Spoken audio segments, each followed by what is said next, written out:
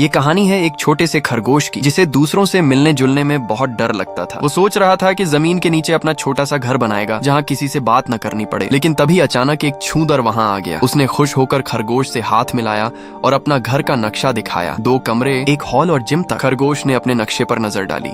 बस एक कमरा जिसमें हॉल, बेडरूम और टॉयलेट सब कुछ था। उसे थोड़ी शर्म आ गई। इतने में एक चूहा भी आ गया। उसने भी अपना शानदार घर दिखाया। 2 हॉल, 3 कमरे और बाथरूम। फिर दोनों ने खरगोश से उसका नक्शा दिखाने को कहा, लेकिन खरगोश झेप कर वहाँ से भाग गया। वो और गहराई में खोदने लगा। अकेले में अपने नक्शे को देखकर खुश हुआ और मेहनत जारी रखी। तभी एक साई मीठा पकवान लेकर आया, पर खरगोश डर कर फिर भाग गया। वो खोदते खोदते मेंढक के घर पहुंचा, फिर चींटियों के बड़े परिवार तक जिन्होंने उसे पार्टी में बुलाया। लेकिन वो हर जगह से भाग खड़ा हुआ। धीरे धीरे नीचे की जमीन पूरी आबादी से भरी हुई थी, यहाँ तक कि वो गलती से राक्षस के घर तक पहुंच गया और डर के मारे कांपने लगा। आखिरकार थक हार कर उसने सोच लिया, ठीक है, जैसा भी है यहीं रह लेता हूँ, बस किसी से बात न करनी पड़े। पर हकीकत और भी कठिन थी। उसने गलती से जमीन के नीचे की नदी छेड़ दी और पानी तेजी से भरने लगा। उसने अपने शरीर से रोकने की कोशिश की, मगर सब बेकार था। बेबस होकर वो ऊपर चढ़ा और राक्षस के घर के दरवाजे पर मदद मांगी। दरवाजा खुला तो निकला कोई राक्षस नहीं, बल्कि बहादुर और शांत भैंसाखोर हनी बैजर। खरगोश रोते हुए उसे अपनी गलती बताने लगा। भैंसाखोर ने उसका नक्शा उठाया, फिर एक जोरदार आवाज लगाई। आसपास के सारे जानवर सुनकर वहां आ पहुंचे। इतने सारे लोगों को देखकर खरगोश पीछे हट गया, लेकिन भैंसाखोर ने साफ कर दिया, अब पीछे हटने का वक्त नहीं। सभी ने मिलकर मेहनत की, नई सुरंग बनाई,